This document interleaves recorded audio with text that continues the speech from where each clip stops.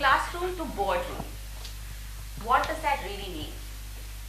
Until you're in the academic bubble, that's school, high school, college, that's the classroom. Everything thereafter, I think, is the boardroom. Funnily, they're not very different. 21 years of work experience of being writer, director, producer, as you can see. I've worn many hats. One thing I know is it's not been planned. But there have been some lessons that I have learned through my journey, and I'd like to share those. Obvious, being a creative leader, be creative and stay imaginative. But you know, creativity is often the most misunderstood. When I was at the Walt Disney Company, this is more than 10 years ago, we were given a task to come up with an idea that was something that was not done before, like a concept. And a colleague of mine asked a very interesting question. She said, why is it that you see animals talking only in cartoons? Why haven't we seen a live action show around it? And bingo, we created a show called Gabbar Poochwala. It was about a talking dog, best friends with a 10-year-old boy and their adventures. Interestingly, that idea came from my colleague who was not a part of the creative team. She worked in the finance department. So what I'm trying to tell you is that you can be creative in every field, whether it's tech, it's arts, finance. It's not your ability to follow a manual. It's your ability to imagine a better version of the manual. But here's the problem, right? Imagination is fragile. It can get killed by the need to fit in. We must nurture it. It's like a seed that you plant and wait for it to grow into a big tree, a strong tree. As Spider-Man's uncle told him, that with great power comes great responsibility. I learned that much later in my life. When I started my career, I was excited about creating stories for screen. But at that point in time, I was creating television shows. And I was not experiencing what my audience was feeling when I was creating those. It was only when I worked on a film called Barfi was when I experienced the impact it had. I sat with the audience in the theater and realized the emotion they felt. And that changed. It changed the way I looked at my career. And I understood the power of storytelling, the responsibility we had. Because what I write, what I imagine and produce today will impact how you will be thinking tomorrow. Somebody looked at a grid of numbers, like a mess of numbers, and they created the first spreadsheet. They created a powerful tool that could predict the future of business. They were just as imaginative as someone who thought of a story about a lost fish trying to get home, and they wrote Finding Nemo. Both creative and boardroom level achievements. But what was common between them? One organized the world's data, the other organized the world's emotions, right? But somebody thought out of the box. Somebody had the courage to imagine something that was not there yet. That is the power of our imagination. There is no formula, and we must embrace mistakes. It's a very, very powerful thought to know that there is no formula to a successful life. I learned that through agility. And why agility? Because the only thing constant is change. We are constantly trying to reimagine, reset. The theme for today's talk, Control, Alt, Delete. Before the lockdown, I was planning to start my own company. But all those plans went on pause because of the pandemic. So what did I do? I decided to pursue my dream. I decided to write a book. I had no formal training as an author. So I did a masterclass, an online masterclass. I would wake up every day at 4 a.m. just to write. Practice, write. 2 years down the line, I finished writing my book. Along the way, I got a job. I produced some really successful shows for Z5. 3 years down the line, I published my first book.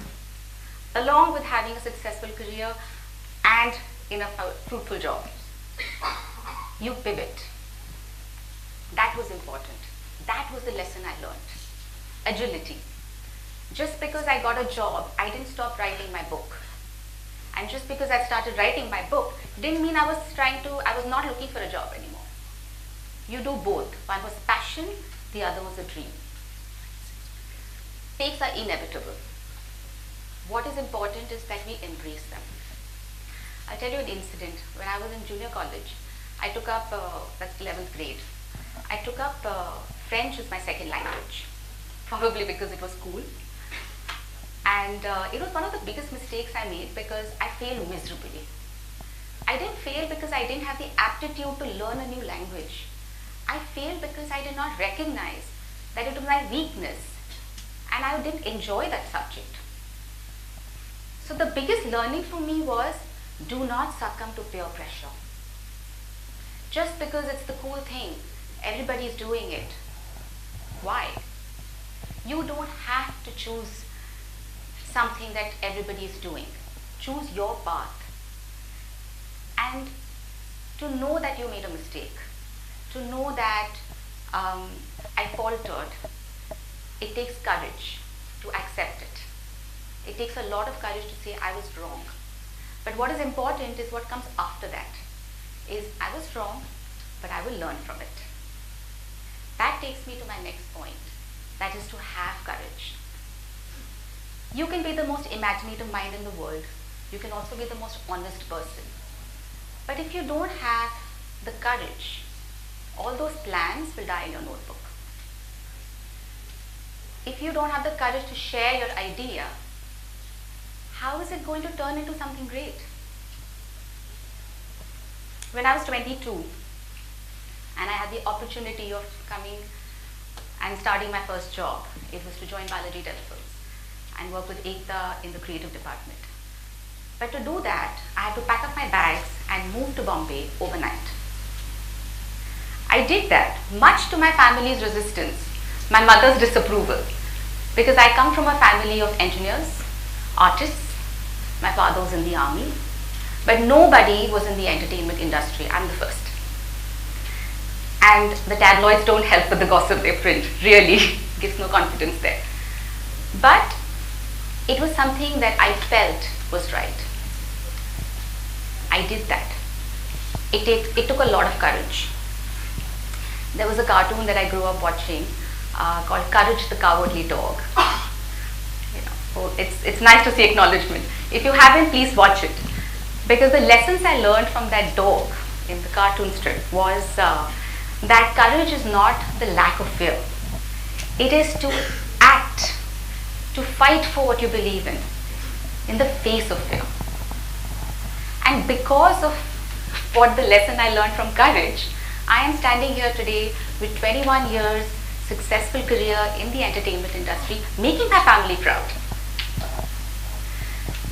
It's a constant reset, reinvent. You will learn technical skills in school, in college, your courses, digital imprint. The world is fast evolving. You will learn all of that. But your core values, that is something that you can only build in your formative years, when you're growing.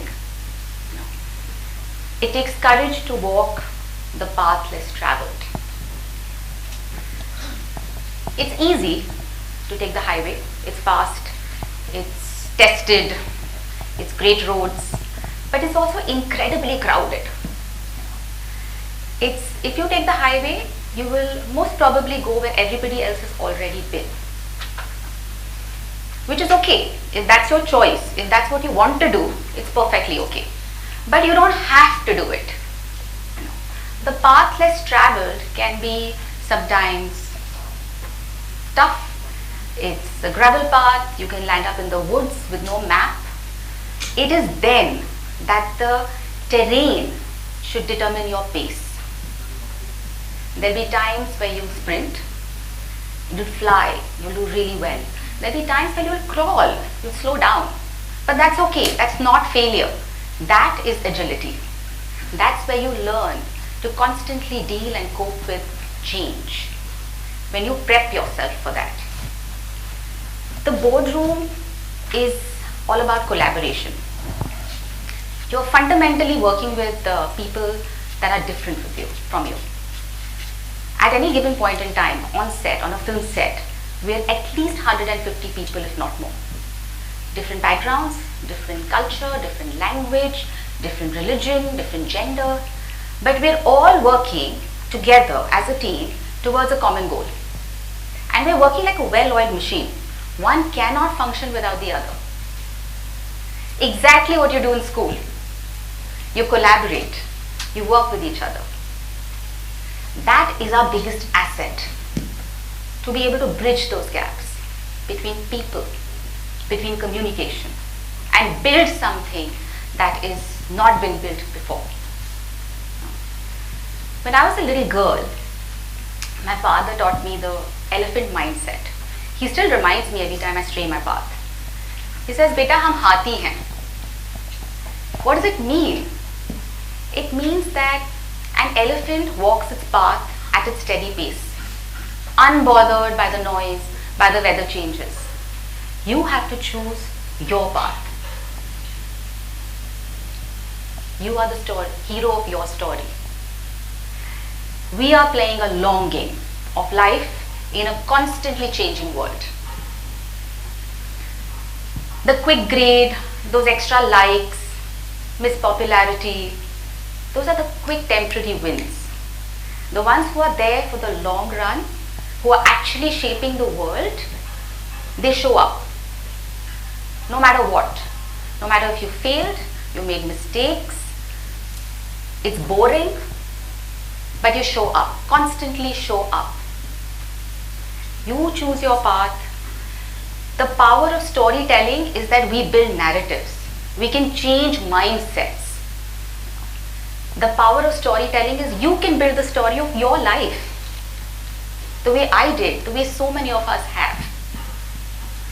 You choose your path. You be conscious. Be courageous and keep showing up. Because you are the hero of your story. Don't let the formula write your script. You choose, you decide how you want to shape your story. Thank you.